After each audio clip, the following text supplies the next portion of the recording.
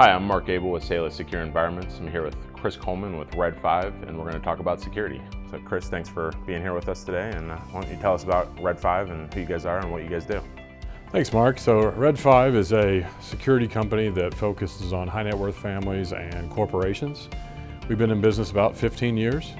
Our approach really came out of my time at CIA and at FBI, where I worked both investigations and intelligence operations. We took care of directors, we took care of individuals operating in dangerous environments.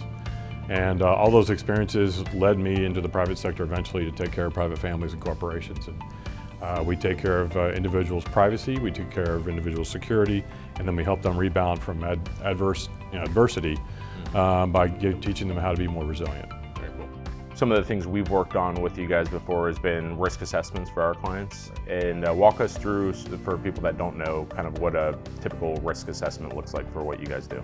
We follow the Sandia methodology that came out of the national laboratories. So when we built our risk assessment methodology, we figured we would follow something that actually has been proven over the last 40 years. So Sandia's methodology is we approach it from understanding what the assets are that we're trying to protect, whether people, information, equipment, whatever it might be. Reputation is also another thing we try to protect. Then we take time and we take a look at what the threats are to those assets, specifically what kinds of things or people would occur that would have an adverse effect on those assets. So that's our threat assessment piece. Okay. Once we've understood the threat assessment, then we'll get into the vulnerabilities, because sometimes there are existing countermeasures that help protect that asset. You might have an alarm in your house, you might have a strong door, you might have a dog. All those things are good mitigations against threats, but we'll do a vulnerability assessment and see what else needs to be added so that we can actually defend against those threats. So we'll do the vulnerability assessment, and then that leads us into risk. So we're talking about likelihood of when these things might happen, if they might happen, but then more specifically, what are the consequences if they do happen? Mm-hmm. So the risk assessment piece is really important because then you can make good decisions about what you're going to spend to actually mitigate those risks. Mm-hmm. And some of them you'll accept. You'll transfer the risk. You'll say, you know what, we have insurance for that. Mm-hmm. I'm not going to worry about protecting that piece of art. We got a big insurance policy. Sure. But family is hard to insure. You want to protect the family, and reputation is also hard to insure.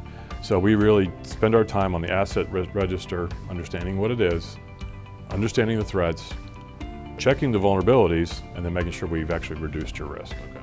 We allow our people to manage their own risk that way. Sounds very thorough, what you guys do. It's very thorough, it's very comprehensive. And it also sounds holistic, like from every approach. No doubt, so I appreciate you saying that. So the threat side is not just about man-made threats, it's also about natural hazards. So it could be like we are down here in Florida. Yeah. It could be hurricanes. We're talking about the West, it could be earthquakes. We get into flooding in some instances. And so it could be a whole variety of different hazards as well. Health is another issue, health issues, especially when you travel other parts of the world. Sure, yeah, absolutely.